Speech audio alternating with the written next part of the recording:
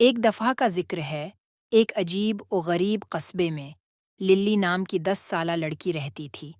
للی ہمیشہ ایک مہم جوئی کے لیے تیار رہتی تھی اور وہ اپنے آس پاس کی دنیا کو تلاش کرنا پسند کرتی تھی۔ اس کا خاندان ایک پرانے ٹیوڈر طرز کے گھر میں رہتا تھا، جسے کئی اپارٹمنٹس میں تقسیم کیا گیا تھا، اور انہوں نے اپنی جگہ مسٹر ٹپس نام کے ایک پرانے بدمزاج مکان مالک سے کرائے پر لی تھی۔ مسٹر ٹپس ایک سخت اور سخت آدمی کے طور پر جانا جاتا تھا اور کرایہ دار اکثر ان سے فاصلہ رکھتے تھے۔ تاہم للی اس سے دوستی کرنے کے لیے پرعزم تھی، کیونکہ اس کا خیال تھا کہ ہر ایک کو سمجھنے کا موقع ملنا چاہیے۔ ایک دھوپ والی صبح للی گھر کے پچھواڑے میں کھیل رہی تھی جب اس نے مسٹر ٹپس کو دیکھا کہ وہ اپنے ٹوٹے ہوئے لان کاٹنے کی مشین کو ٹھیک کرنے کے لیے جدوجہد کر رہے ہیں۔ وہ ایک لمحے کے لیے ہچکچایا، لیکن پھر اس نے اس کی مدد کرنے کا فیصلہ کیا۔ وہ اندر بھاگی اور اپنے والد کا ٹول باکس پکڑا، پھر جلدی سے مسٹر ٹپس کی طرف بڑھی۔ مسٹر ٹپس، میں اسے ٹھیک کرنے میں آپ کی مدد کر سکتا ہوں، وہ جوش و خروش سے بولی۔ مسٹر ٹپس للی کی پیشکش سے حیران رہ گئے، لیکن انہوں نے ہچکچاتے ہوئے اس کی مدد قبول کر لی۔ انہوں نے مل کر لان کاٹنے والی مشین پر کام کیا۔ للی نے مسٹر ٹپس کو وہ اوزار فراہم کیے جن کی اسے ضرورت تھی، اور اسے ٹھیک کرنے کے بارے میں مشورہ دیا۔ تھوڑی دیر کے بعد وہ آخر کار اسے دوبارہ چلانے میں کامیاب ہو گئے۔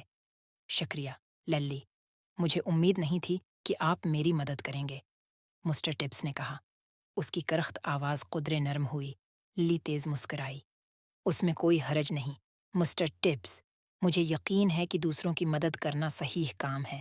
اس دن سے للی اور مسٹر ٹپس کے درمیان ایک خاص بانڈ قائم ہوا۔ انہوں نے باغ میں ایک ساتھ وقت گزارا، پھول اور سبزیاں لگائیں، اور مسٹر ٹپس نے للی کو یہ بھی سکھایا کہ باغ کے ایک چھوٹے سے حصے کی دیکھ بھال کیسے کی جائے۔ لیکن ان کے پرامن دن زیادہ دیر تک نہ چل سکے، کیونکہ ایک شام کو قصبے میں ایک عجیب واقعہ پیش آیا۔ لوگوں نے اطلاع دینا شروع کر دی کہ پراسرار مخلوق ان کے گھروں سے چیزیں چوری کر کے محلے میں فساد برپا کر رہی ہے۔ شہر کے لوگ پریشان اور خوف زدہ تھے، اور جلد ہی یہ خبر للی اور مسٹر ٹبس تک پہنچ گئی۔ اسرار کو حل کرنے کے لیے پرعزم للی نے کارروائی کرنے کا فیصلہ کیا۔ وہ مسٹر ٹبس کے پاس گئی اور اسے شرارتی مخلوق کو پکڑنے کے اپنے منصوبے کے بارے میں بتایا۔ مسٹر ٹپس پہلے تو ہچکچا رہے تھے، لیکن للی کے قائل ہونے سے وہ اس کی مدد کرنے پر راضی ہو گئے۔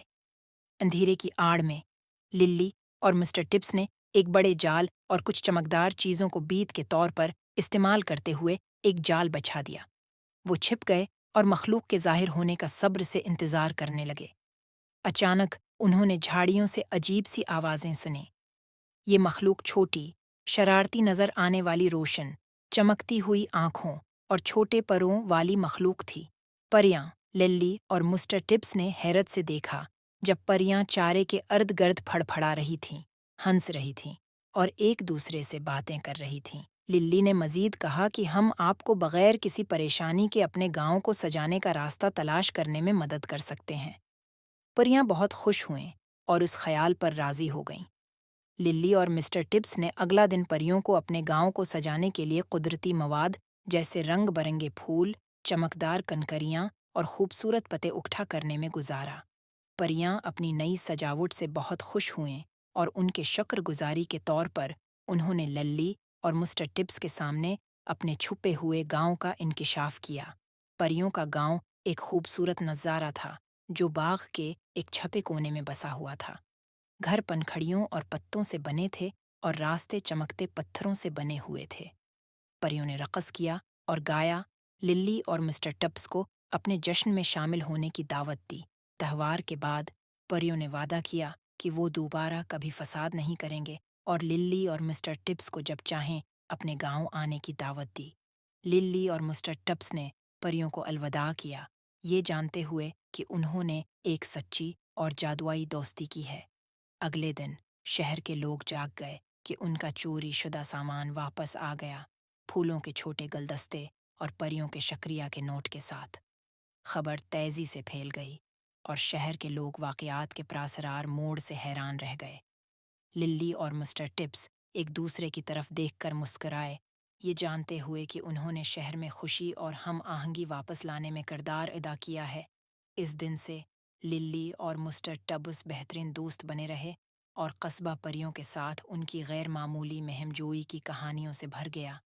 ایک زمانے میں بدمزاج مسٹر ٹبس ایک مہربان زمیندار کے طور پر جانے جاتے ہیں، اور وہ اور للی شہر کے سب سے بڑے مہم جو کے طور پر جانے جاتے ہیں، جو ہمیشہ ایک نئے اور جادوئی سفر کے لیے تیار رہتے ہیں۔